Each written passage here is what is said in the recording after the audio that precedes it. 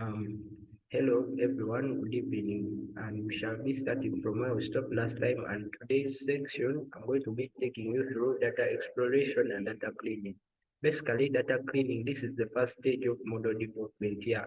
At this stage, now you are going to begin developing your model, which is going to be helping you. For those who are not with us, the model basically is going to be identifying the tomato leaf diseases, and it will be able to output the name of the disease. Uh, the first stage is data cleaning. And what we mean by data cleaning, you remember our model only takes in images, meaning in your data set, you must eliminate all those pictures which are not images. Yeah.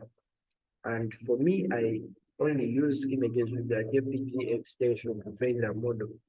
And another thing is data preprocessing. And what we mean by data preprocessing is basically resizing and rescaling the augmenting the raw images. Yeah. Basically, what we mean by resizing is that we know that images taken by our mobile devices or our cameras are of various resolutions. Yeah. You have to make sure that your data has same width and same height, and width went by 256 and also the height is 256. What we mean by rescaling is basically our image has to be of small scale such that it can be processed by the model.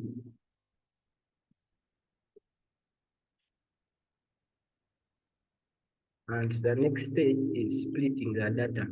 To train your model, you basically have to split the data set into the training, validation, and basically you have to also split it, even go ahead to split the testing data. The testing data is going to help you during the testing, and the validation and the training will be used during model training. I basically use a ratio of 2 to 1 to 1. Sorry, that is a 1 2 to 1 to 1. The larger the number of inputs and the better the learning of the model. Yeah, basically that's why our training data is of ratio 8. Basically, that is something like 80% of the data. And I went ahead to actually try to list some of the numbers of the images in each and every data set. Is the training data has roughly 10,000. The validation data had something like 1,000 something, and also the testing data also had something like 1,000 images. Actually, you have to look for a model which is going to fit your situation. And in our situation, I use the CNN model. Why? This is a, a lightweight model, and it uses the CNN topology. Basically, by CNN, we talk about neural networks. And neural networks, basically, they work like your brain. Yeah, they taking data, they process it, and they form some algorithm to which shall be used to form an output. Yeah, basically, neural networks, you have to you have to come up like with an analogy of the human brain. Basically, taking data, you process it, and then lastly, you output something. And this CNN model has 6 layers. 6 layers, they include the conv2D layers and the max pooling layers. The conv2D layers, basically, when we talk about conv2D, we mean, okay, like your image has pixels of various sections, and you will be able the conv2D layers will be able to generate some features, and the max pooling layers will actually resize, and they basically come up with some output.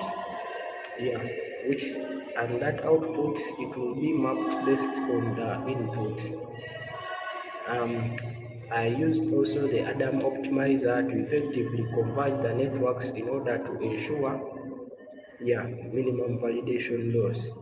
The training data was processed, and this was done 30 times, each time using a validation set. What we mean by 30 times is basically you have to do this as a repeated process. Yeah, you don't only train your model once, but you go ahead and train it also more other times such that it can be robust and it can be able to output basically some data.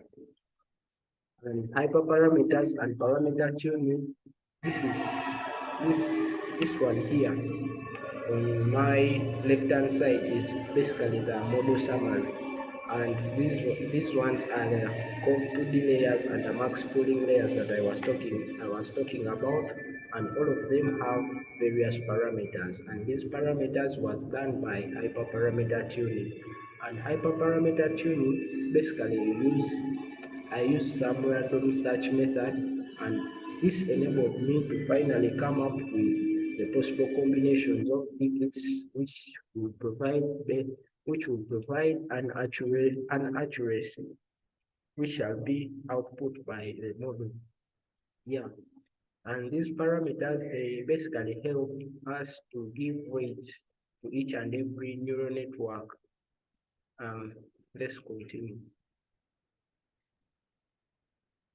And lastly, I'll talk about model evaluation. Yeah, after the model was trained and validated using the image dataset, which was done 30 times using even an Adam optimizer, used also to train the hyperparameters to converge.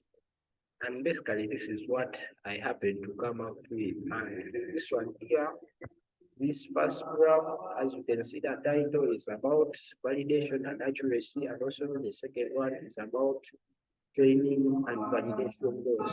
Yeah, those of you who want something about mining, I'll be able to show it to you in the next other session. Thank you.